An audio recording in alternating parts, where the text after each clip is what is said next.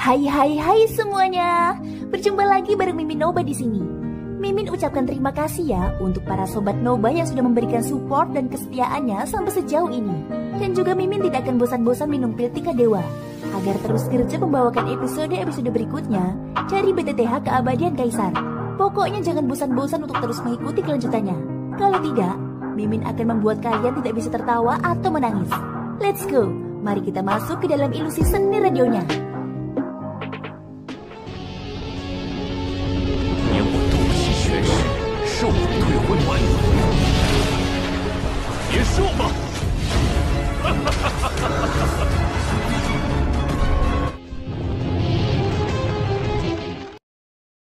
Melanjutkan dari cerita sebelumnya, satu demi satu siluet datang di langit berbintang, dan sosok yang tak terhitung jumlahnya muncul di sini.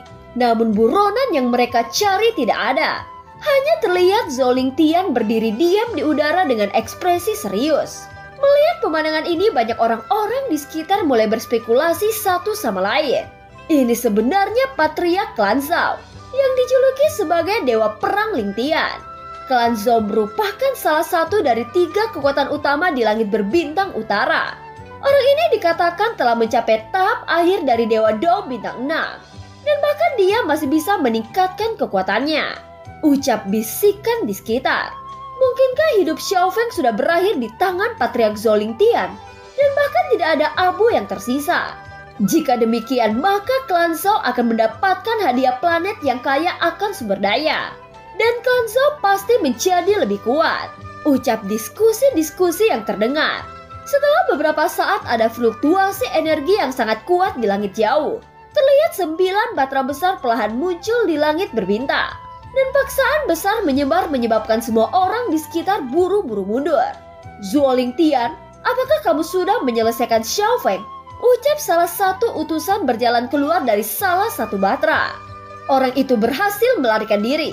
Ucap Zhou Lingtian dengan acuh tak acuh. Begitu kata-katanya keluar, itu segera menyebabkan kegemparan di antara orang-orang di sekitarnya. Hampir semua orang terkejut. Bahkan ekspresi utusan di Batra menjadi lebih hambar. Tidak ada yang menyangka bahwa Xiaoyan bisa lolos di tangan Dewa Perang Zhou Lingtian. Zhou Lingtian tidak ingin mengatakan lebih banyak.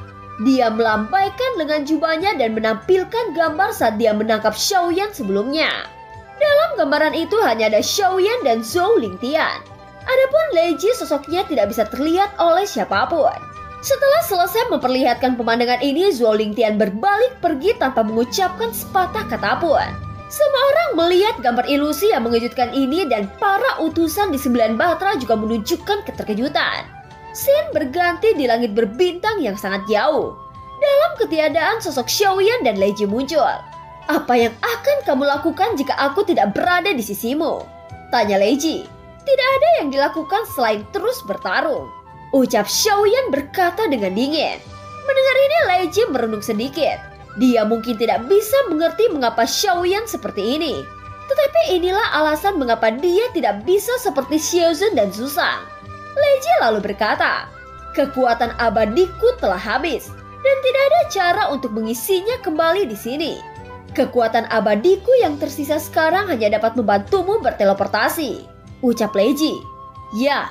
Terima kasih atas bantuanmu sebelumnya. Namun untuk aliansi hukuman dewa dendam ini masih harus aku bayar.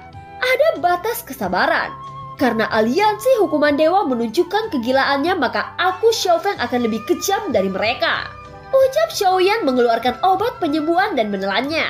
Matanya juga menunjukkan cahaya dingin. Beberapa hari kemudian Xiaoyan datang ke planet yang paling dekat dengannya. Kali ini dia tidak akan duduk diam melainkan merancang pembalasan besar terhadap aliansi hukuman dewa. Apa yang dilakukan Xiaoyan adalah membebaskan binatang buas satu persatu yang disegel di sini. Jelas bahwa niat Xiaoyan tidak hanya melepaskan semua binatang buas, tetapi bahkan para pendosa yang disegel di inti bumi ini. Jauh di dalam inti bumi sepasang mata merah tiba-tiba terbuka, dan dia sepertinya merasakan kendurnya segel. Setelah beberapa saat semua segel larangan runtuh. Adegan ini sama seperti di bintang Yanhe saat itu. Xiaoyan memecahkan segel dan larangan, memberikan kesempatan kepada pendosa yang kuat untuk membebaskan diri. Xiaoyan tidak berhenti di situ dan datang ke planet lain. Hingga pada akhirnya banyak raungan yang mengguncang bumi terus terdengar. Planet ketiga juga telah mengalami perubahan drastis. Dalam sekejap 3 bulan telah berlalu. Selama 3 bulan ini lebih dari 10 planet mengalami perubahan besar. Yang membuat semua anggota aliansi hukuman dewa harus berurusan dengan pendosa yang melarikan diri. Ini adalah kegilaan Xiaoyan. Dan ini juga merupakan balas dendamnya terhadap aliansi hukuman dewa. Dengan langkah seperti itu dia akan memberikan pukulan besar terhadap aliansi hukuman dewa. Tahanan roh juga menjadi semakin bersemangat. Sedangkan Leji terus mengikuti Xiaoyan dengan patuh. Dia melihat kegilaan di mata Xiaoyan seolah-olah dia melihat Zizun. Pada saat ini cahaya merah menabrak sebuah planet. Setelah debu mengendap terlihat sosok Xiaoyan melangkah keluar dari peti mati merah. Meskipun peti mati dihancurkan Zuoling Tian tetapi itu tidak melukai akarnya. Leji pernah mengatakan bahwa benda ini merupakan teknologi Minghe kuno. Hanya saja masih tidak lengkap. Jika dapat dikumpulkan sepenuhnya itu juga merupakan harta yang kuat. Alasan utama mengapa Xiaoyan bisa memecahkan banyak segel begitu cepat itu karena bantuan dari tahanan roh. Tahanan roh bisa memecahkan larangan segel dalam beberapa tarikan nafas. Pada saat ini ada suara kemarahan yang luar biasa di tempat aliansi hukuman dewa berada. Aliansi hukuman dewa belum menyatakan bahwa Xiaofeng sudah terbunuh. Bahkan sekarang dia telah membuat kekacauan pada segel larangan. Ucap salah satu utusan. Orang seperti apa Xiaofeng ini? Dia bahkan melebihi Luo Tian ribuan tahun yang lalu. Meskipun Luo Tian kuat tetapi dia tidak memiliki kekuatan untuk membuka segel. Dibandingkan dengan Luo Tian, orang ini lebih mengancam alam hukuman dewa. Ucap salah satu utusan itu. Tuan istana telah mengirim perintah. Semua utusan bintang 7 harus turun untuk membunuhnya. Selama kita bisa membunuhnya, kita akan mendapatkan hadiah senjata Minghe. Dan itu harus diselesaikan dalam waktu 1 bulan. Ucap salah satu utusan itu. Segera setelah itu mereka mengeluarkan batra besar menuju ke tempat Xiaoyan. Untuk membunuh Xiaoyan, aliansi hukuman dewa sekali lagi mengumumkan hadiah teknologi Minghe. Harta karun semacam ini sangat langka di alam hukuman dewa ini. Kebanyakan dari mereka dikendalikan oleh beberapa dewa bintang 6. Tombak merah yang didapatkan Xiaoyan dari Dongchang merupakan salah satunya. Meskipun tidak dalam bentuk penuh tetap saja sangat kuat. Xiaoyan masih tidak tahu kekuatan sejati dari tombak merah. Itu karena dibutuhkan Dauki Agung sebagai dukungan. Harta karun tingkat ini belum lagi di alam hukuman dewa. Bahkan jika ditempatkan di dunia sensi yaitu 3000 dunia, harta ini masih populer. Selain itu hadiah yang ditawarkan aliansi hukuman dewa ada juga 1000 batu energi dan planet kosong. Hadiah semacam ini membuat hampir seluruh alam hukuman dewa mendidih. Membuat banyak orang tergiur. Setelah mendapatkan berita ini semua orang langsung bergegas menuju ke tempat Xiaoyan tanpa berpikir. Bahkan para iblis tua langsung keluar dari retretnya menuju utara langit berbintang dengan kecepatan penuh. Yang paling mempesona secara alami adalah ratusan batra. Mereka datang dari 4 arah dan menuju ke tempat yang sama. Sedangkan untuk para utusan terkuat mereka sudah mulai bergerak mengunci Xiaoyan. Mereka harus menyingkirkan Xiaoyan dalam waktu 1 bulan. Kalau tidak, mereka pasti akan dihukum atau perampasan nyawanya. Formasi besar baru saja pulih. Ini akan memakan waktu 2 batang dupa sebelum kita mengunci Xiaofeng. Setelah 2 batang dupa, Xiaofeng ini tidak bisa terbang bahkan dengan sayapnya. Ucap para utusan. Sementara itu Xin berganti ke tempat Xiaoyan berada. Pada saat ini dia duduk bersila di peti mati merah. Tawaran teknologi Minghe kuno. Sungguh tulisan tangan yang bagus. Ucap Xiaoyan dengan ekspresi suram. Dia melihat dari batu roh buronan bahwa tambahan hadiah ditawarkan. Sepertinya situasi ini sedikit tidak terduga. Kita harus pergi sesegera mungkin. Kita tidak bisa tinggal di sini. Aura di langit berbintang terus meningkat secara signifikan. Ucap Leji menjadi tidak tenang. Kemana kita harus pergi? Kita tidak punya tempat untuk melarikan diri. Kecuali jika kita langsung pergi ke sarang aliansi hukuman dewa. Satu-satunya cara untuk melarikan diri adalah pergi ke pusaran air. Hanya dengan begitu kita bisa melarikan diri. Ucap Xiaoyan, itu terlalu jauh. Saat ini memang tidak ada cara lain selain bertarung. Aku masih bisa membantumu menuju langit berbintang teratas dengan metode membakar hidupku. Tetapi pada saat yang sama aku tidak bisa membantumu bertarung, ucap Lei Ji. Setelah berbicara, tiba-tiba saja ekspresi Lei Ji dan Xiaoyan berubah. Jauh di sana terlihat banyak batra datang dengan kecepatan tercepat. Tidak diragukan lagi bahwa Xiaoyan saat ini benar-benar dikelilingi oleh ribuan orang. Dan kekuatan penindas yang kuat turun dari langit. Blokir langit berbintang. Kali ini jangan biarkan dia lolos lagi, ucap suara yang keluar dari batra. Ratusan batra muncul di sekitar. Dan Xiaoyan berada di pusat semua batra. Pada saat ini puluhan sosok berdiri di depan setiap batra. Semua mata mereka diarahkan ke Xiaoyan. Sungguh hebat untuk seorang dewa bintang 3. Ini adalah pertama kalinya alam hukuman dewa membuat barisan besar seperti ini. Aku mendengar bahwa kamu masih salah satu yang tertinggi dari aliansi abadi. Kejahatan apa yang kamu lakukan untuk diasingkan di sini? Ucap suara agung dari batra itu. Suaranya disertai dengan paksaan besar yang menyelimuti Xiaoyan. Tekanan lainnya juga datang dari segala arah, menyelimuti Xiaoyan tanpa kecuali. Xiaoyan merasakan raungan di benaknya. Dia bahkan menyemburkan seteguk darah segar. Ada suara retakan pada tulang-tulangnya. Jika terus seperti ini maka Xiaoyan akan dihancurkan kapan saja. Ini bukan paksaan dari satu orang, melainkan paksaan dari semua batra. Xiao Feng, kita hanya bisa melarikan diri. Aku masih bisa membakar hidupku dan semua kekuatan keabadianku untuk membawamu pergi. Ini akan menjadi bantuan terakhirku, ucap Lei Ji. Bawa aku pergi, ucap Xiaoyan dengan lemah. Kemana kita akan pergi? Ucap Lei Ji menunggu keputusan Xiaoyan. Tempat tersembunyi para dewa, ucap Xiaoyan. Sementara itu semua sosok sudah bergegas keluar dari ratusan batra.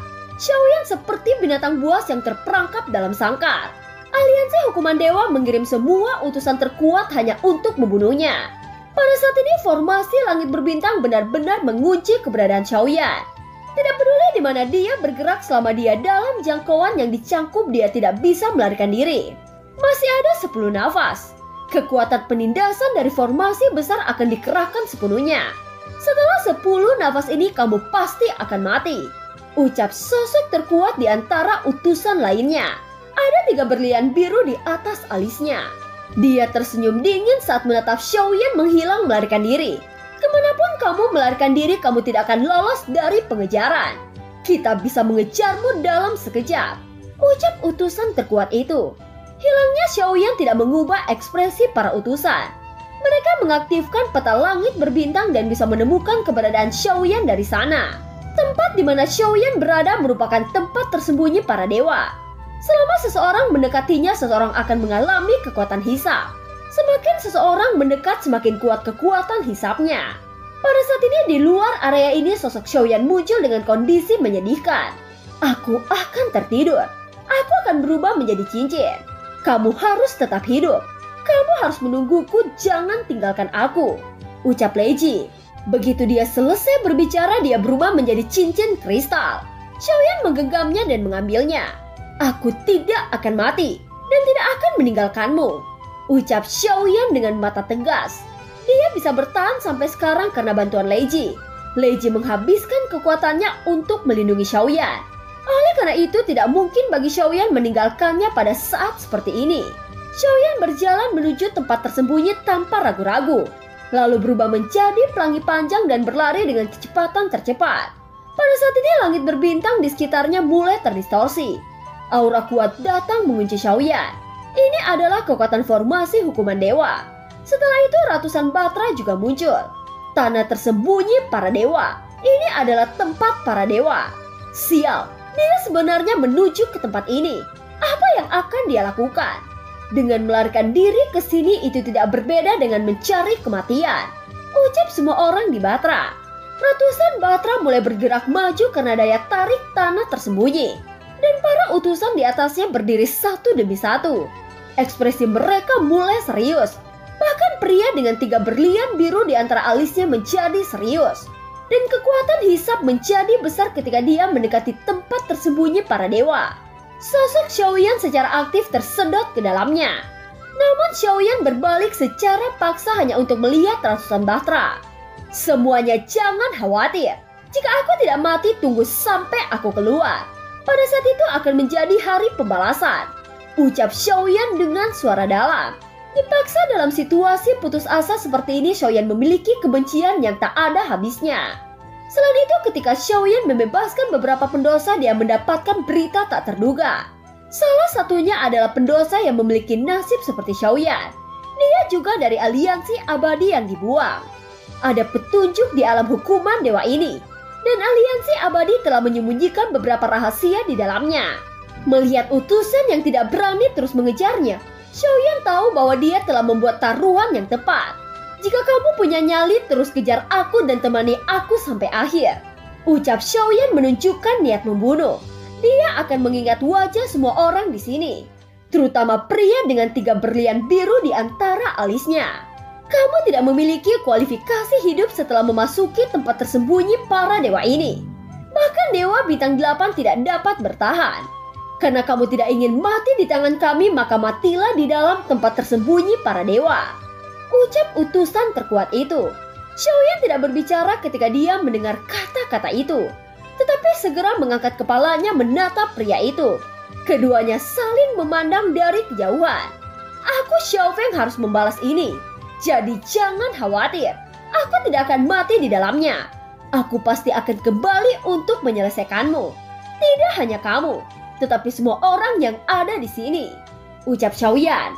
Setelah suara Xiaoyan jatuh, sosoknya menghilang ke dalam pusaran. Semua orang tidak pergi. Mereka harus memastikan bahwa Xiaoyan benar-benar memasuki tempat tersembunyi para dewa ini.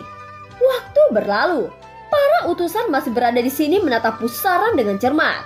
Dewa Jingran, putra ini benar-benar melangkah ke tanah tersembunyi para dewa. Dia pasti akan mati. Jadi buronan ini bisa dikatakan berakhir, ucap utusan itu kepada orang terkuat yang ternyata bernama Jingran. Ya, seharusnya dia tidak memiliki kesempatan untuk keluar hidup-hidup. Kali ini hadiah yang ditawarkan tidak ada orang yang mendapatkannya. Masalah ini terselesaikan, ucap Dewa Jingran sedikit mengangguk. Semua utusan di ratusan batra terdiam dalam emosi, dan formasi besar hukuman dewa juga kembali tenang. Semua batra perlahan-lahan pergi dari sini. Tetapi adegan dominan Xiaoyan telah meninggalkan kesan yang sangat dalam pada utusan ini. Setidaknya dalam waktu yang lama sosok Xiaoyan masih tertinggal di pikiran mereka. Beberapa hari kemudian berita tentang Xiaoyan melangkah ke tanah tersembunyi telah tersebar luas. Setelah semua orang mendengar berita itu, ekspresi mereka cukup rumit. Bahkan mereka yang datang dari jauh-jauh memilih kembali setelah mendengar tempat tersembunyi para dewa. Semua orang tahu kengerian tanah tersembunyi ini. Rumor mengatakan bahwa tempat tersembunyi ini seperti jurang maut yang sebenarnya. Tentu saja keputusan Xiaoyan juga menimbulkan kekaguman di hati mereka. Xiaoyan bisa membuat aliansi hukuman dewa mengirim semua utusan terkuat, menambahkan hadiah penangkapan, dan melepaskan banyak binatang buas dan para pendosa dari larangan segel. Semua aksi Xiaoyan sudah cukup untuk membuat aliansi hukuman dewa banyak menderita. Di alam tandus hukuman dewa ini, Xiaoyan merupakan satu-satunya yang mampu melakukannya. Bahkan mantan Luo Tian memang memiliki reputasi untuk kekuatan tempurnya yang luar biasa. Tetapi reputasi ini tidak bisa seperti Xiaoyan. Setidaknya pengejaran yang memicu seluruh alam hukuman dewa ini akan menjadi cerita dalam ingatan semua orang. Dan Xiaoyan juga akan menjadi sosok legendaris di mata semua orang. Tempat tersembunyi para dewa benar-benar sunyi tanpa kehidupan. Namun setelah beberapa hari kemudian sebuah desahan datang. Terlihat sesosok pria tua memegang kendi di tangannya dan matanya menunjukkan penyesalan. Dia berkata, tidak heran dia dicari oleh aliansi hukuman dewa yang menyebabkan sensasi di seluruh alam hukuman dewa. Dia memiliki keberanian yang luar biasa. Bahkan dia berani masuk ke tanah tersembunyi para dewa. Jika anak ini tidak mati, dia pasti abadi, ucap lelaki tua itu meminum anggur dengan tenang. Setelah beberapa saat dia menggelengkan kepalanya dan berbalik untuk pergi. Xiaofeng, aku akan mengingat nama ini. Dan aku ingin mengucapkan terima kasih karena telah melepaskan orang tua ini. Jika kamu bisa keluar, orang tua ini bersedia melindungimu di sini, ucap lelaki tua itu. Dan film pun berakhir. Terima kasih udah dengerin Noba sampai akhir ya. Sampai jumpa.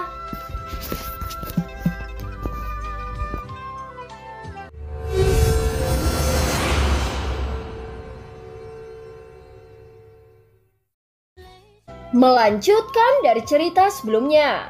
Dalam keremangan, Xiaoyan telah memejamkan diri untuk waktu yang lama. Dalam keremangan ini, Xiaoyan mendengar beberapa percakapan. "Ayah, penampilan orang ini terlihat sangat akrab," ucap suara gadis kecil itu menatap Xiaoyan yang masih pingsan. "Ayah, sekarang aku tahu, dia terlihat seperti dewa dalam lukisan itu," ucap gadis kecil itu lagi. Setelah itu terdengar suara langkah kaki yang merupakan ayah dari gadis ini. Ketika melihat wajah Xiaoyan, ada keterkejutan yang melintas di wajahnya. Ini benar-benar yang mulia dewa. Orang ini sama persis seperti di lukisan, ucap pria parubaya itu. Pada saat ini Xiaoyan ingin membuka matanya, tetapi dia merasa tubuhnya sangat berat dan dia tidak dapat mendengar beberapa kata dengan jelas. Setelah waktu yang tidak diketahui, ada suara keras diikuti oleh pintu pecah. Baru kemudian Xiaoyan mendapatkan kesadarannya kembali melihat sekeliling. Dari pintu rusak muncul sekelompok bandit membawa pedang di tangannya. Adapun gadis kecil dan ayahnya, keduanya berlutut di hadapan para bandit itu. "Bos, ada satu lagi di sana.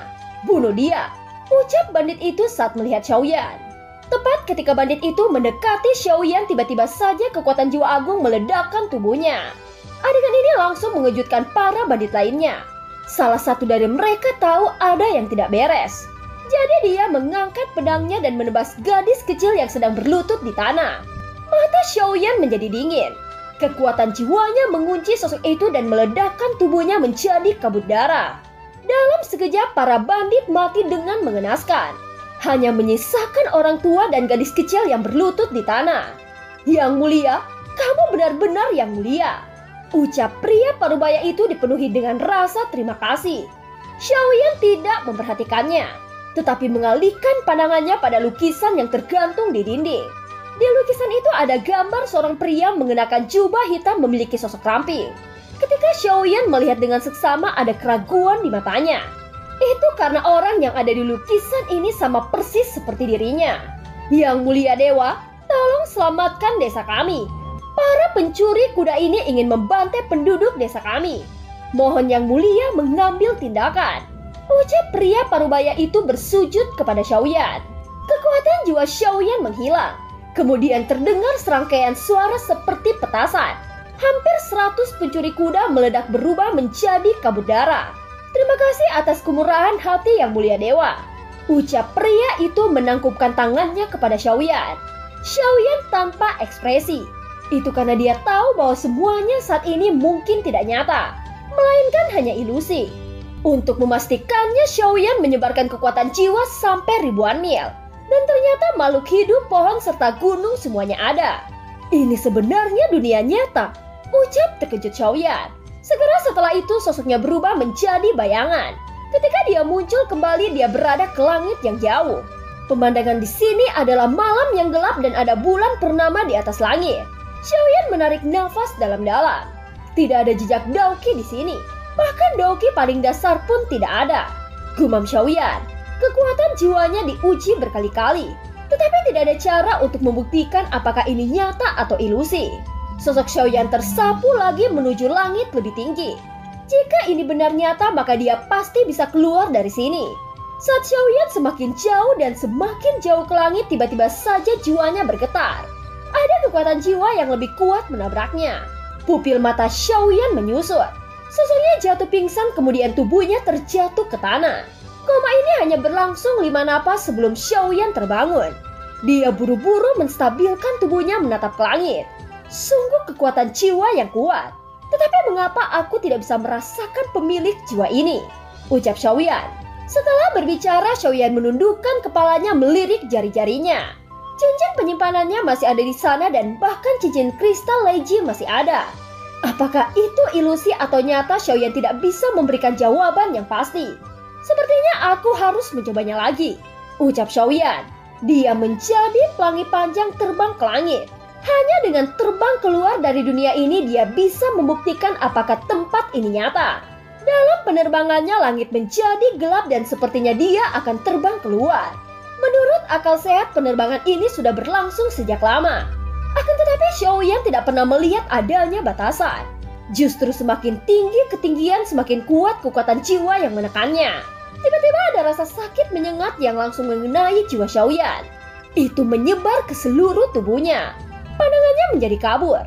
Rasa sakit yang luar biasa ini membuat Xiaoyan jatuh pingsan. Tubuhnya jatuh lurus seperti meteor dengan kecepatan yang sangat cepat. Dengan ledakan keras, sosok Xiaoyan menghancurkan bukit di tanah. Dan gelombang yang menyebar juga membuat semua penduduk desa menjadi panik. Setelah waktu yang tidak diketahui, Xiaoyan secara bertahap bangun. Membuka matanya melihat ayah dan anak perempuan yang akrab itu lagi. Yang mulia dewa, akhirnya kamu bangun, ucap pria paruh baya itu. Sudah berapa lama aku koma? Tanya Xiaoyan. Ini sudah hampir 1 tahun, ucap pria paruh baya itu. Mereka semua mengira kamu tidak bisa bangun, ucap gadis kecil itu dengan lembut. Di mana tempat ini?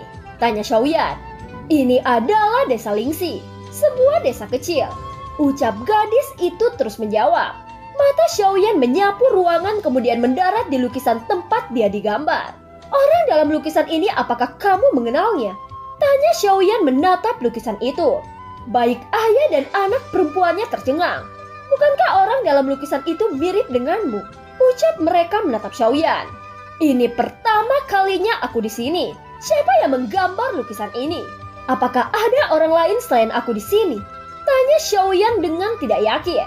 Orang tua itu menganggukkan kepalanya lalu berkata, memang benar ada satu orang selain yang mulia, ucap pria paruh baya itu.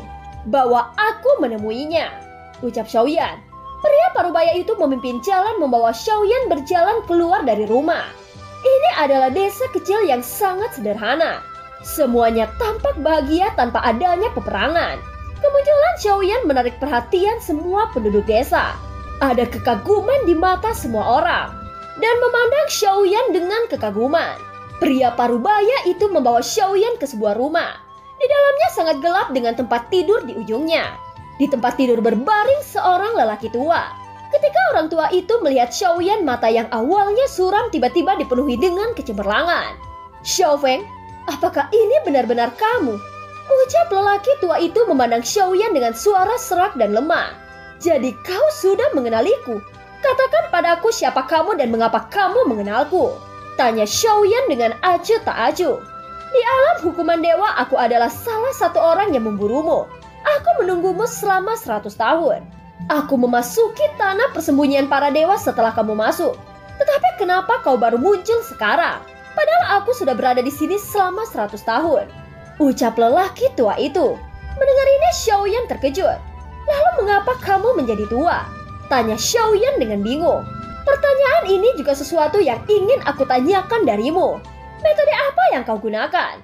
Kamu masuk di sini terlebih dahulu. Seharusnya dalam waktu 100 tahun ini kamu sudah menjadi tua sepertiku. Dalam waktu 100 tahun ini aku tidak hanya kehilangan Daoqi, tetapi juga esensi hidupku. Ucap orang tua itu sudah merasakan hidupnya yang sekarang. Dan sepertinya dia akan mati kapan saja. Begitu Xiaoyan mengangkat tangannya, aliran Daoqi mengalir ke tubuh orang itu. Dalam sekejap orang tua itu berubah menjadi pria paruh baya lagi. Mengapa kau menyelamatkanku? Aku adalah seorang yang memiliki niat membunuhmu. Ucap pria itu. Aku masih ingin memahami tempat ini. Lebih baik jika kamu memberiku beberapa informasi. Ucap Xiaoyan. Sejak kamu memasuki tempat persembunyian para dewa ini, aliansi hukuman dewa meningkatkan hadiah. Siapapun yang bisa membunuhmu akan diberikan kebebasan keluar dari alam hukuman dewa, melainkan kembali ke 3000 alam. Ucap pria itu. Lalu seberapa banyak yang kamu ketahui tentang tempat ini? Tanya Xiaoyan. Apa yang aku tahu, dunia ini tidak memiliki sumber energi, sehingga dunia ini tidak dapat menampung praktisi. Dulu saat aku berada di sini, aku berada pada kekuatan Dewa Bintang 5. Hanya dalam waktu 100 tahun sumber energi terkuras habis.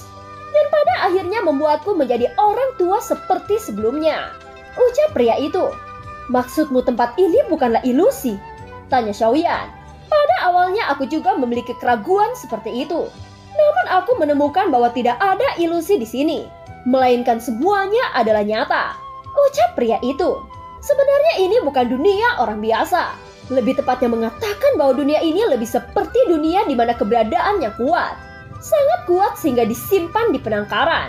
Xiaoyan lalu berkata, Apakah kamu yang membuat lukisan itu? Tanya Xiaoyan. Pria itu menggelengkan kepalanya lalu menjawab, lukisan itu sudah ada bahkan sebelum aku masuk di sini. Mungkin ada orang lain sebelum kita, ucap pria itu. Xiaoyan tidak lagi bertanya kepada pria itu. Dia berbalik pergi meninggalkan rumah. Xiaoyan masih mengangkat kepalanya menatap ke langit. Matahari yang menyilaukan dan udara panas tampak begitu nyata. Apa yang ingin aku hentikan bukanlah kekuatan jiwa, tetapi keinginan. Keinginan yang terlalu kuat untuk aku sentuh, ucap Xiaoyan bergumam sendiri. Kebenaran dunia ini tidak lagi penting. Tetapi Xiaoyan mengerti alasan mengapa dia tidak bisa keluar dari tempat persembunyian para dewa ini. Itu mungkin terkait dengan kepercayaan. Dan keinginan seperti itu bisa membuat seseorang benar-benar percaya pada segalanya, termasuk penuaan dan bahkan kematian. Untuk memverifikasi tebakannya, Xiaoyan menggunakan mata dewa. Mungkin hanya tahanan roh yang bisa melihat apakah ini benar seperti yang difikirkan Xiaoyan atau tidak. Tahanan roh, kamu pasti tahu mengapa aku memanggilmu, ucap Xiaoyan mentransmisikan suara ke tahanan roh. Dan tahanan roh yang hidup di dalam dimensi mata dewa tidak ragu-ragu untuk melaksanakan keinginan Xiaoyan. Cahaya biru di matanya yang besar melewati mata kiri Xiaoyan lalu menembak langsung ke langit. Setelah tembakan ini, Xiaoyan merasakan kejutan di benaknya.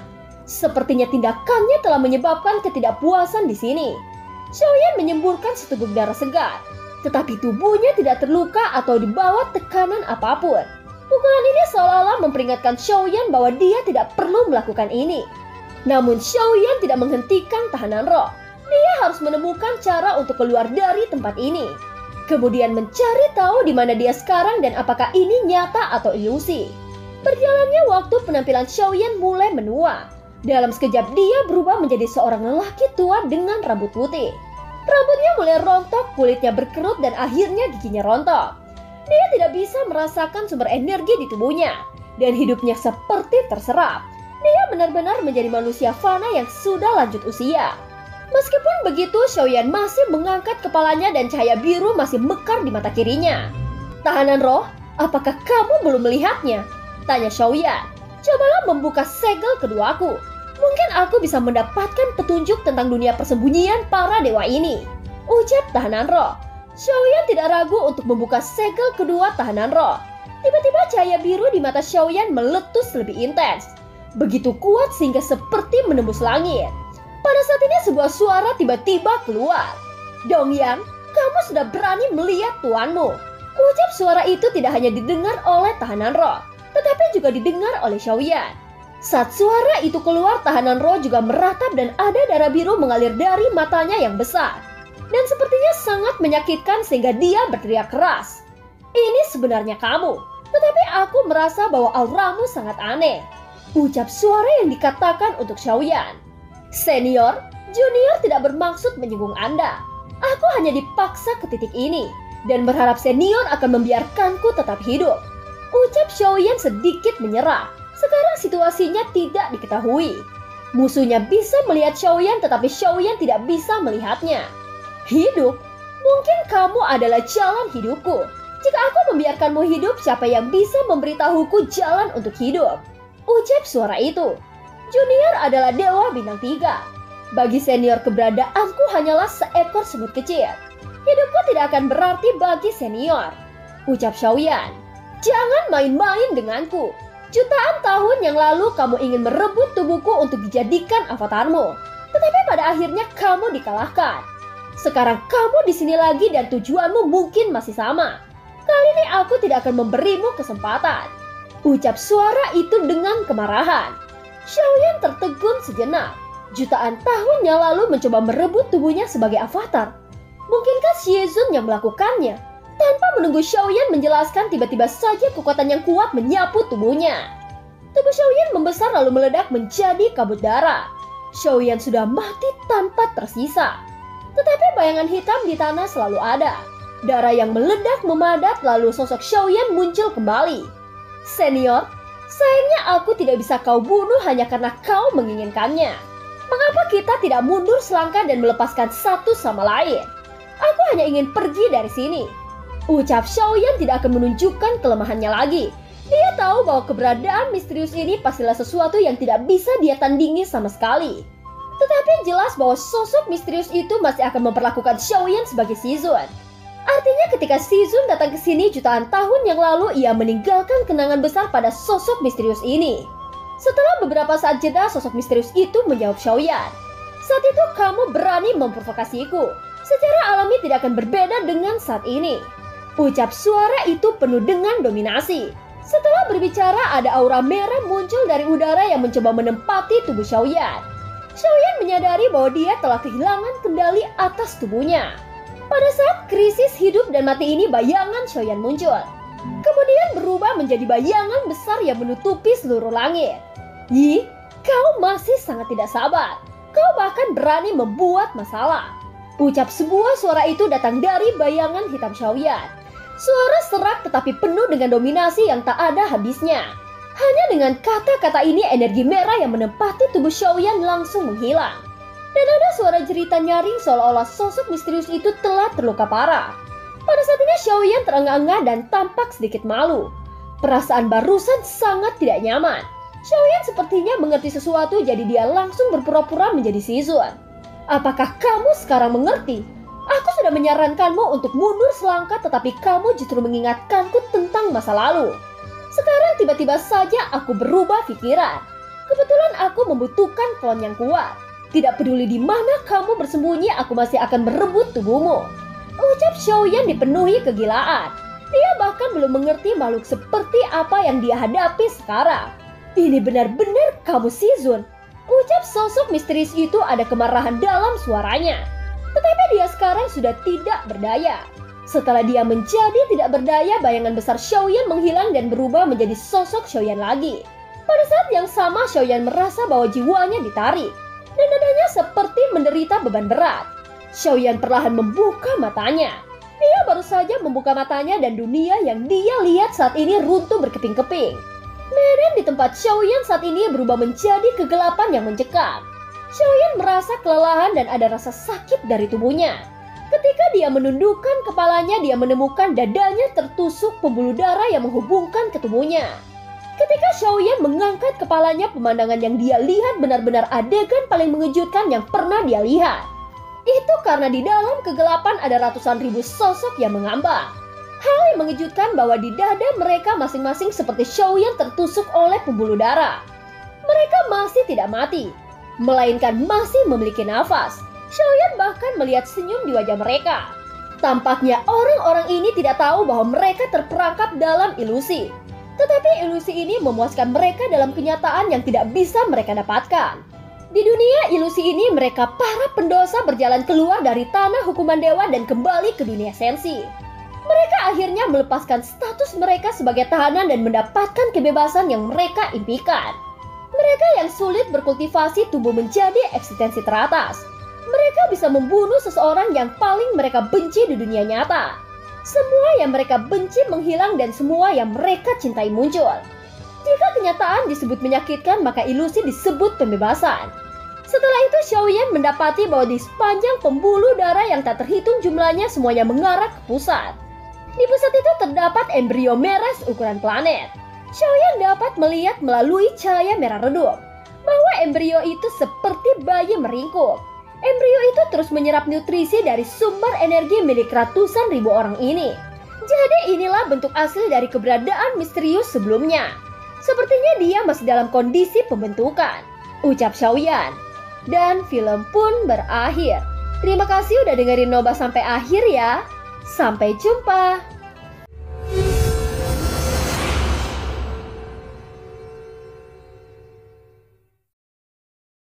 Melanjutkan dari cerita sebelumnya, Xiaoyan melihat melalui wadah cahaya merah redup bahwa ada embrio seperti bayi meringkuk. Dan janin yang hampir sempurna ini menjadikan ratusan ribu orang sebagai nutrisinya. Jadi inilah bentuk asli dari keberadaan misterius sebelumnya. Tidak, sepertinya dia hanyalah gumpalan jiwa yang ingin menempati tubuh di dalam wadah merah ini. Ucap Xiaoyan berdiri di tengah dunia yang runtuh. Hanya pada saat inilah bentuk asli dari tempat persembunyian para dewa terungkap. Dan sosok misterius yang tidak pernah menunjukkan diri sebelumnya juga terungkap. Ketika Xiaoyan melihat sekelilingnya, dia terkejut lagi. Itu karena dia melihat beberapa wajah yang dikenalnya. Salah satunya adalah patria klan Zhou yang hampir membunuhnya saat itu, yaitu Zhou Lingtian. Bahkan di tahap akhir Dewa Bintang 6, Zhou Lingtian tergerak oleh hadiah yang ditawarkan aliansi hukuman dewa. Dia dengan paksa melangkah ke tempat persembunyian para dewa ini. Tetapi Zhou Lingtian tidak pernah berpikir bahwa dia akan terperangkap ke dalam ilusi panjang. Xiaoyan mengambil nafas dalam-dalam. Bahkan dia tidak bisa mengkonfirmasi kekuatan seperti apa embrio ini. Sekarang dia harus mengeluarkan pembuluh darah yang menembus dadanya. Tetapi tarikan ini mengejutkan Xiaoyan lagi. Pembuluh darah itu sepenuhnya memenuhi tubuhnya. Artinya saat ini tubuhnya telah menjadi bagian dari pembuluh darah itu. Jika dipisahkan secara paksa, mungkin tubuh Xiaoyan akan hancur. Ini akan menjadi masalah yang merepotkan. Satu-satunya cara adalah merebut tubuh sejati dari embrio besar ini, ucap Xiaoyan. Dia tahu bahwa mengambil tubuh merupakan ide gila. Hanya embrio belaka membutuhkan begitu banyak dewa sebagai nutrisinya. Tetapi Xiaoyan dengan jelas merekam kata-kata Shizun bahwa gumpalan jiwa ini merupakan mantan jenderal yang terkalahkan. Mungkin karena dikalahkan sehingga sosok itu menjadi jiwa seperti ini. Ini merupakan kesempatan terbaik bagi Xiaoyan. Meskipun embrio ini masih sangat kuat, tetapi dia belum mencapai kesempurnaan. Obsesi di hati Xiaoyan mengatakan bahwa dia harus merebutnya. Jika dia dapat merebut tubuh itu, nasibnya akan berubah. Jantung Xiaoyan berdetak lebih cepat. Perasaan seperti ini membuat darahnya mengalir lebih cepat. Lagi pula Xiaoyan tidak bisa mundur. Tubuhnya sudah terperangkap. Jika dia menyerahkan tubuhnya, maka dia akan menjadi jiwa tanpa tubuh. Pada saat itu kematiannya hanya masalah waktu. Karena tidak bisa mundur, maka dia harus maju dan berpartisipasi mendapatkan tubuh baru. Xiaoyan mengembuskan nafas berat. Saat dia menutup matanya, dia merasakan kekuatan yang bukan dari Daoqi, juga bukan kekuatan jiwa. Ini adalah kekuatan kehendak yang sangat mirip seperti kekuatan avatar. Namun avatar Xiaoyan mengandung sebuah kekuatan yang dimilikinya sekarang. Tanpa ragu-ragu, avatar Xiaoyan bergerak mendekati embrio. Pada saat yang sama ada juga paksaan yang membentuk perlawanan. Jelas bahwa gumpalan jiwa di dalam embrio juga merasakan ancaman yang dibawa oleh Xiaoyan. Namun Xiaoyan tidak menyerah. Dengan bantuan dari api abadi dan bayar, kehendak avatarnya semakin dekat dengan embrio. Kegembiraan di mata Xiaoyan menjadi lebih intens. Tepat ketika avatar Xiaoyan semakin dekat, tiba-tiba saja kekuatan yang luar biasa besar langsung menghancurkannya. Dan sepertinya kehendak avatar Xiaoyan telah menyentuh embrio, tetapi pada kenyataannya masih ada 1 inci. Hanya 1 inci ini Xiaoyan berhenti. Tetapi pada saat avatar Xiaoyan benar-benar hancur, jejak avatarnya menyentuh 1 inci itu. Tiba-tiba perasaan Xiaoyan langsung diperbesar ratusan kali. Semua orang yang terhubung oleh pembuluh darah dapat dirasakan oleh Xiaoyan. Dia bahkan bisa melihat dunia ilusi yang dialami ratusan ribu sosok ini. Namun tujuan Xiaoyan adalah embrio di dalam wadah merah. Jejak avatar Xiaoyan menembus wadah merah. Di dalam wadah, Xiaoyan melihat sesosok dengan tanda emas di antara alisnya. Tetapi Xiaoyan dengan cepat menemukan bahwa tidak ada nyawa pada sosok ini. Tidak ada detak jantung dan tidak ada kemarahan. Tampak seperti kematian secara umum. Xiaoyan tidak bisa mengendalikan begitu banyak lagi. Saat ini dia harus mengambilnya tidak peduli apa. Jejak avatar Xiaoyan bergegas memasuki embrio. Tampaknya selama jejak avatar Xiaoyan menempati embrio itu, dia akan berhasil merebutnya. Bagaimanapun ini adalah perampasan dan semakin cepat dia berhasil maka semakin baik.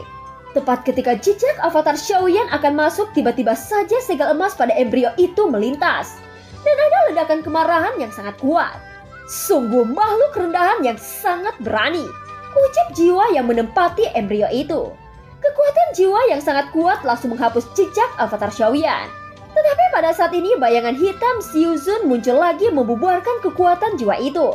Tunggu sampai aku dibangkitkan kembali. Pada saat itu aku, Ciyuan, akan membunuhmu dengan jentikan jari. Kamu adalah ancaman dari ratusan ribu orang yang mencoba menghalangiku. Ini adalah kedua kalinya aku merasakan bahaya, ucap gumpalan jiwa yang ternyata bernama Ciyuan. Meskipun bayangan Siezun membantu Xiaoyan, tetapi jejak avatarnya masih terhapuskan. Pada saat ini sosok asli Xiaoyan menyemburkan seteguk darah. Seluruh jiwanya tampak terluka parah. Gagal, tapi ini bukan kegagalan total. Ada bayangan Shizun yang hidup di tubuhku. Dengan begitu embrio ini tidak akan bisa membunuhku. Selama aku bisa pulih, aku dapat mencobanya lagi, ucap Xiaoyan. Setelah berbicara, matanya menyapu sekeliling melihat ratusan ribu orang yang terhubung oleh pembuluh darah. Meskipun semua adalah nutrisi untuk embrio raksasa, namun Xiaoyan juga memiliki metode untuk bersaing merebut nutrisi dari embrio. Api abadi, kali ini aku akan mengandalkanmu. Kamu memiliki peran besar untuk merebut ratusan ribu orang ini, ucap Xiaoyan. Setelah berbicara, api abadi melonjak keluar dari tubuhnya. Itu mengembun menjadi teratai api. Teratai api yang terbentuk dari api abadi meledak berubah menjadi ribuan percikan api. Segera ratusan ribu sosok yang ditutupi oleh api abadi dapat memberi Xiaoyan aliran vitalitas dan persediaan energi yang stabil. Meskipun kegagalan sebelumnya juga melukai Xiaoyan, tetapi dia tidak akan mati. Dengan persediaan ini, Xiaoyan bisa pulih sepenuhnya atau bahkan lebih kuat. Tidak hanya itu, Daoki di meridiannya semakin berkembang dan kekuatan Dewa Bintang 3-nya mulai meningkat. Namun Xiaoyan tidak berniat meningkatkan kekuatan. Tujuannya adalah keberadaan yang tak terbayangkan di depannya. Sebelum aku ada 10.000 orang yang mencoba merebut tubuh ini. Namun tidak satu pun dari mereka yang berhasil. Dikatakan bahwa aku merupakan ancaman kedua. Jadi yang pertama pastilah Shizun. Sekarang aku akan membiarkanmu merasakan ancaman yang belum pernah kamu rasakan. Ayo lagi, ucap Xiaoyan. Dengan bantuan api abadi, Xiaoyan menggunakan ratusan ribu sosok sebagai persediaannya. Setelah Xiaoyan pulih ke puncaknya, dia siap mengambil tubuh yang kedua kalinya. Xiaoyan sekali lagi menciptakan avatarnya dan berhasil masuk lebih dekat dari sebelumnya. Segera jejak jiwa Ciuan yang sangat marah datang lagi.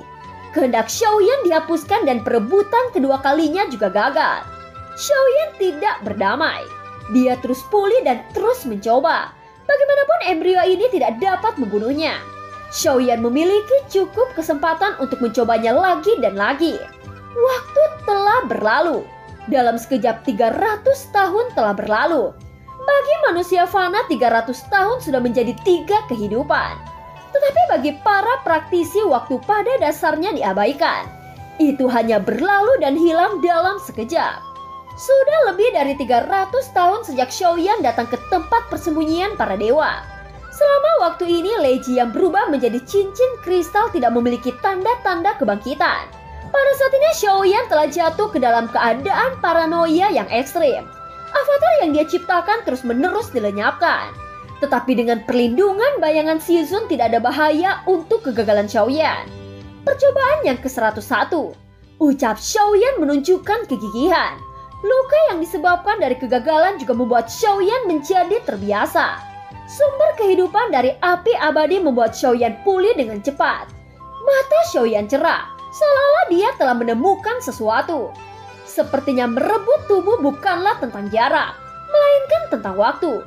Selama ini aku terlalu fokus mendekati embrio dan tidak sadar bahwa aku digagalkan dengan waktu, ucap Xiaoyan. Baru kemudian dia mengingat lebih dari 100 kali kegagalan sebelumnya. Tampaknya kehendak avatar Xiaoyan hanya bisa bertahan selama 10 nafas.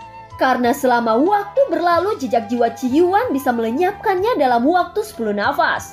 Jika ini masalahnya, Xiaoyan membutuhkan waktu yang cukup. Setidaknya beberapa ratus nafas. Hanya ketika ratusan nafas tidak terhalang, maka kehendak avatar Xiaoyan dapat menyentuh embrio. Menurut Leiji, perbedaan antara penangkapan tubuh Shizun adalah klon dapat diintegrasikan dengan tubuh utama. Jadi ketika kehendak avatarku bisa menempati embrio itu, aku bisa bertukar tempat dan menjadikannya sebagai tubuh utama, ucap Xiaoyan. Kegagalan Shizun saat itu cukup untuk menjelaskan masalahnya. Dalam kehampaan ini, Xiaoyan satu-satunya orang yang berdiri di antara ratusan ribu sosok yang terjebak ilusi. Artinya selama jutaan tahun ini tanah tersembunyi para dewa hanya dapat diakses. Dan mereka yang memasuki tempat ini akan terperangkap selamanya. Leiji mengatakan bahwa hanya Zhu Shang dan Shizun yang bisa keluar dari sini. Mungkinkah keduanya bergandengan tangan untuk menghadapi embrio ini? Yang artinya pertempuran antara ketiganya masih dimenangkan Shizun dan Susang. Lalu mengapa Shizun dan Susang tidak bisa menangkap embrio ini? Ucap Xiaoyan merenungkan masalahnya. Xiaoyan melihat sekelilingnya pada ratusan ribu orang yang terjebak di sini. Karena aku tidak bisa melakukannya sendirian, bagaimana dengan ribuan orang? Jika 1000 orang tidak bisa melakukannya, lalu bagaimana dengan ratusan ribu orang? Aku akan menggunakan mereka untuk bekerja sama denganku, mengendalikan pikiran mereka dan membuat mereka membantuku. Ucap Xiaoyan. Melalui kekuatan api abadi dia mulai mengendalikan mereka. Dalam kehampaan ini kekuatan jiwa Xiaoyan menyebar. Mata dari puluhan ribu sosok yang semula tertutup kini mulai terbuka. Mata mereka bersinar dengan cahaya yang sama persis seperti Xiaoyan. Dalam kehampaan yang redup ini, Xiaoyan dikelilingi oleh hampir 10.000 sosok. Ini adalah jumlah yang dia kendalikan. Namun itu bukan batasan Xiaoyan. Shizun dan Susang tidak pernah berpikir untuk merebut embrio dengan cara ini. Tetapi mungkin tidak demikian pada waktu itu. Dan bahkan semua ini mungkin karena Shizun dan Susang dalam keadaan terluka parah. Pada saat ini Xiaoyan terus mengendalikan lebih dari 10.000 orang. Kecepatan Xiaoyan mengendalikan mereka semakin cepat. Hingga pada akhirnya ia mengendalikan 100.000 orang. 100.000 orang ini pasti akan berhasil. Setidaknya Xiaoyan memiliki kepastian di dalam hatinya. Tetapi dia tahu bahwa jika metode 100.000 orang masih gagal, maka persentase keberhasilan Xiaoyan akan sangat kecil. Ini sudah menjadi harapan terbesarku dan yang paling mungkin untuk berhasil. Mari kita mulai. Bantu aku memenangkan tubuh dewa sejati. Ucap Xiaoyan menunjukkan niat bertarung. 100.000 sosok ini mengikuti kehendak avatar Xiaoyan. Pemandangan ini dapat digambarkan sebagai luar biasa hebat. Dari apa yang dikatakan Leiji, tidak ada teknik rahasia untuk merebut tubuh, tetapi membutuhkan bakat yang dapat membuat tubuh dan jiwa bergabung menjadi satu sehingga kekuatan luar biasa akan meletus. Kekuatan untuk merebut tubuh ini Xiaoyan memilikinya dari bayangan Shizun. Oleh karena itu Xiaoyan bahkan tidak perlu mempelajarinya. Ketika Xiaoyan mengetahui fakta bahwa bayangan hitam merupakan Shizun, dia sudah bisa menggunakannya. Sosok 100.000 orang berkumpul bersama. Namun setelah 10 nafas ini ada raungan datang dari embrio. Tetapi kali ini avatar Xiaoyan hanya terguncang dan masih bertahan. Semuanya, cepatlah, teriak Xiaoyan.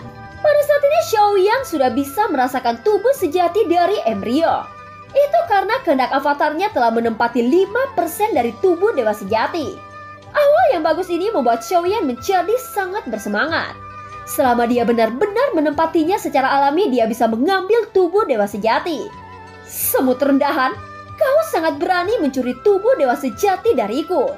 Teriak jiwa Cuyuan menjadi lebih marah. Dalam raungannya ada gemuruh yang menyapu 100.000 sosok. Namun itu masih berdiri tegak. Kalian semua sedang dalam ilusi. Kalian harus membantuku. Jika aku bisa berhasil, aku akan menjaga kalian agar tidak mati. Teriak Xiaoyan diteruskan ke 100.000 orang.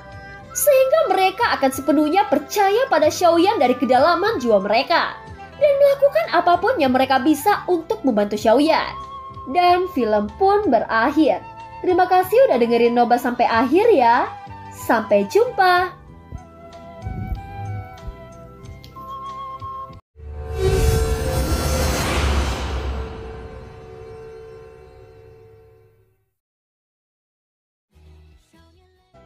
Melanjutkan dari cerita sebelumnya. Setelah Xiaoyan selesai berbicara, 100.000 sosok tampaknya lebih kuat dari sebelumnya. Tetapi meskipun demikian masih sulit untuk menolak serangan jiwa Cuyuan.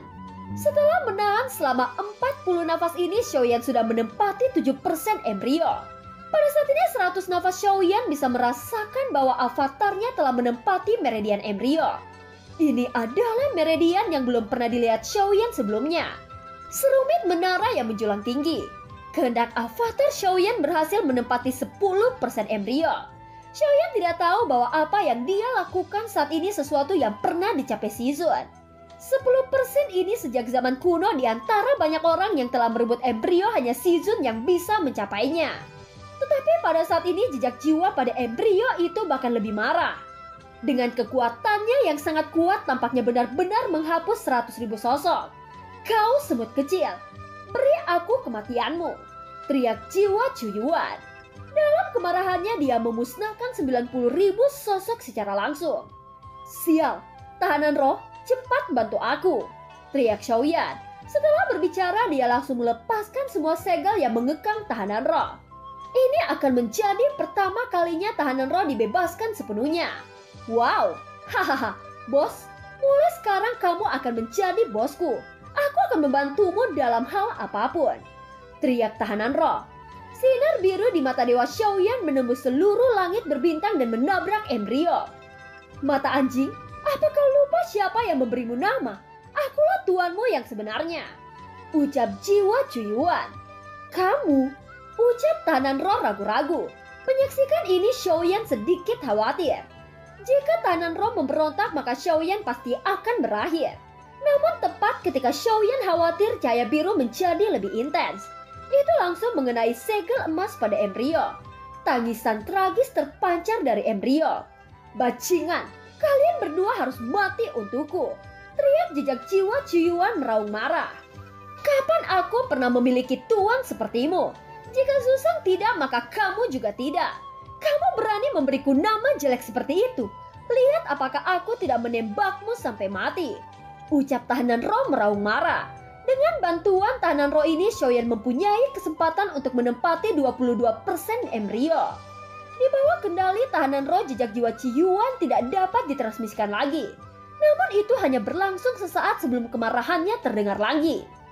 Mata anjing, aku akan membunuhmu terlebih dahulu, teriak Cuyuan tidak mempedulikan Xiaoyan terlebih dahulu, tetapi lebih kepada tahanan roh di mata kiri Xiaoyan.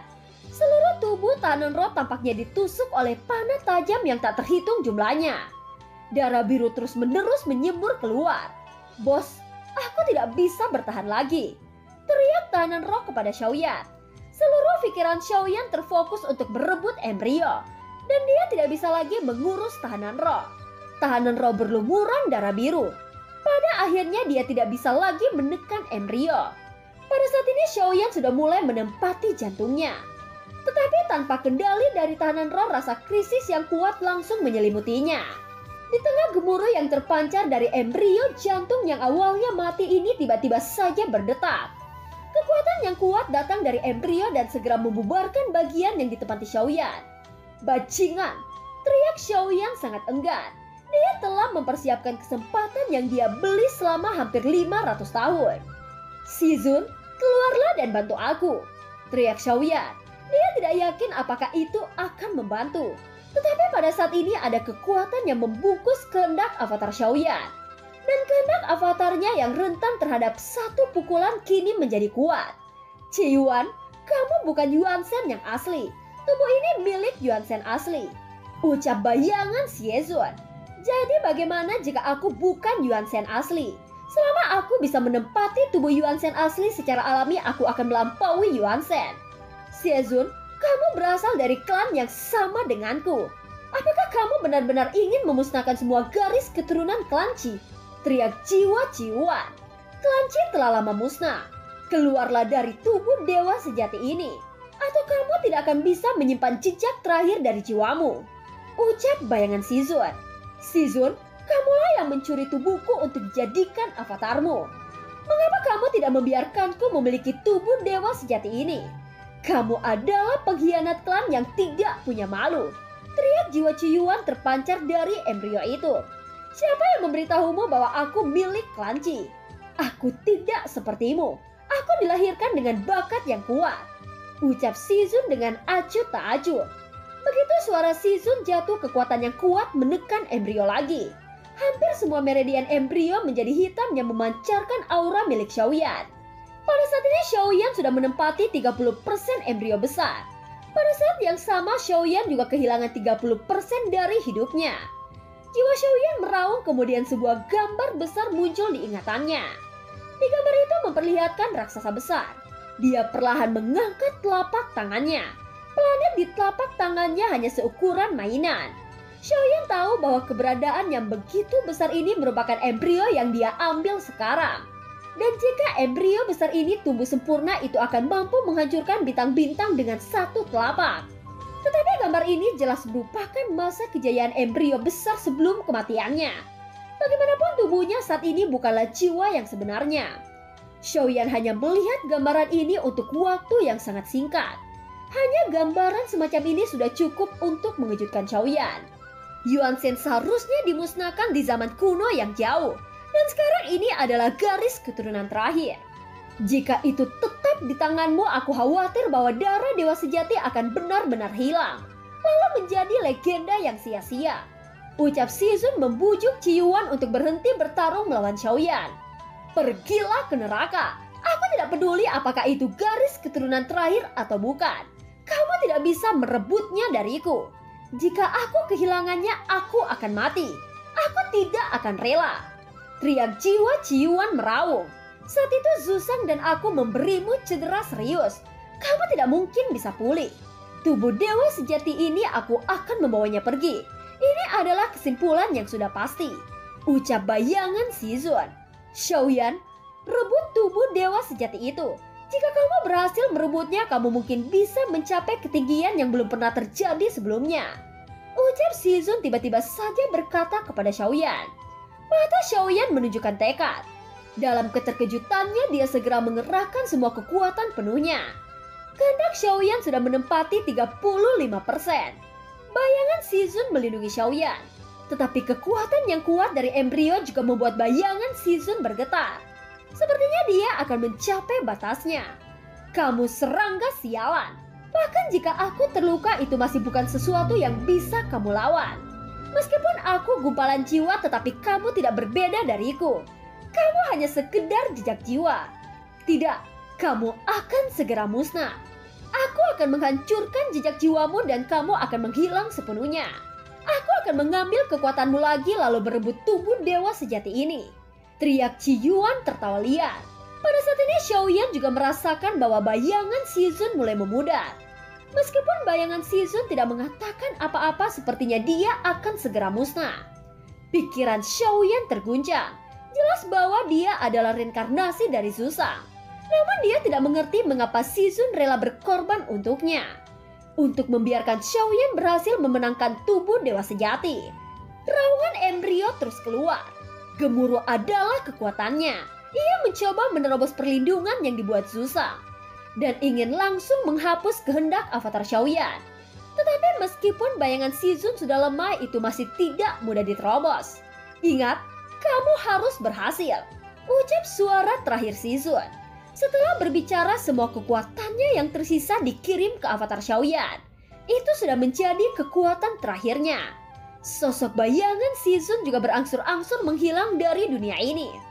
Pikiran Xiaoyan bergetar.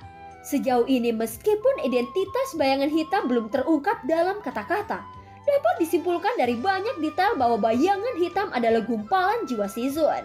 Dan gumpalan jiwa ini selalu ada dalam bentuk bayangan yang tidak terlihat.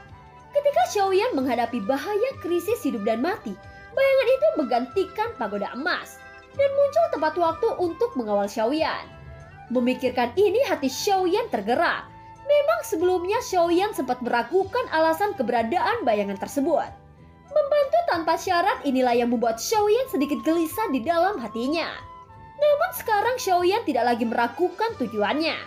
Tidak peduli mengapa Shizun membutuhkannya, dia pasti tidak berniat menyakitinya. Shizun dan Zuzang memiliki gaya perilaku yang sama sekali berbeda. Tetapi keduanya sama-sama membantu Xiaoyan. Zuzang suka menetap terlebih dahulu. Tetapi Shizun tidak memiliki banyak perhitungan. Selama Xiaoyan dalam kesulitan, Shizun dapat membantunya dengan caranya yang tegas. Terima kasih senior, ucap Xiaoyan. Namun situasinya masih suram. Xiaoyan hanya mengambil setengah embrio. Dan setengah ini telah membayar 90.000 orang dan tahanan roh dan bahkan bayangan Shizun. Semua metode yang begitu kuat hanya dapat memungkinkan Xiaoyan untuk menempati 50%. Saat gumpalan jiwa Shizun menghilang, deru embrio raksasa tersapu lagi. Namun Xiaoyan yang sudah menempati 50% tidak lagi hancur dengan satu sentuhan. Tetapi tanpa bantuan Shizun, 50% yang diduduki Xiaoyan mungkin tidak dapat bergerak maju.